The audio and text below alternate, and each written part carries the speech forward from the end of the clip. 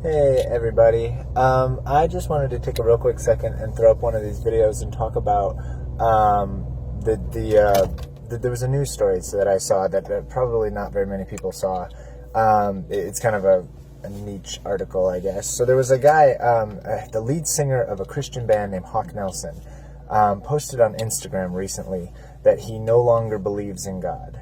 Now this happens sometimes when somebody, they start off small, they become famous, fame and Hollywood and all this stuff kind of get into their lives, and sometimes they walk away from the faith.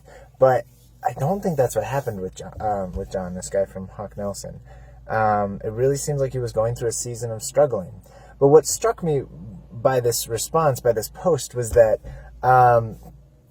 there was a lot of outpouring of support and understanding from other Christian artists, people that he's toured with, colleagues, people he's worked with and has put on shows with, and they've reached out to him with compassion.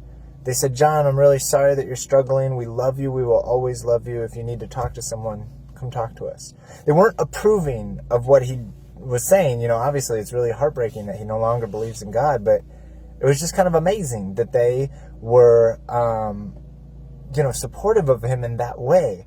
And I just got to thinking, I was like, isn't that how we should respond to sin in someone else's life? Like when somebody does something wrong, we have this, I don't know if you've heard of this cancel culture, right? Where we just, we don't like what you're doing, so we cancel you. And everybody does it, left and right. I mean, it's just if somebody wrongs you or does something you don't like, we just write them off. They're dead to me. Cancel culture. They are canceled. And then for celebrities, it means that they can't get bookings. They're not going to get movies, or, they're not going to do shows, or musicians. No one's going to buy their album. They get canceled. But I can't help but wonder, wouldn't it be better when somebody is struggling, when someone is dealing with something, to respond with compassion? Hey, we love you. We will always love you. If you need someone to talk to, we're here. And I just thought that was such a helpful thing for us in our normal lives. When somebody does something wrong, or is going through a season of doubt or a season of struggle, and they're trying to figure out new things, and it's shaking their world. I mean, he's a front runner of a Christian band, and he's saying, I don't think I can make this music anymore. So, I mean, his whole livelihood is different now.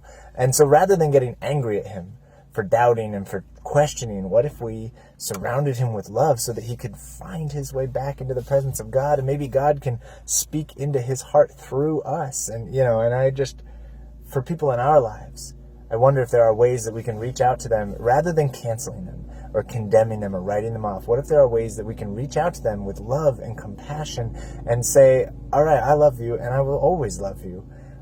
This is a hard season and I'm here if you need someone to talk to. I may not agree or approve, or, you don't have to, it doesn't mean that you are okay with whatever they're doing, but you can still support someone and try to bring them back into the right path without canceling them, without condemning them and starting with hatred. We could start with love instead. So anyways, I was just thinking about that, sort of wanted to get your day started that way. Let's see if we can find a way to start with compassion culture instead of cancel culture. You guys have a great day.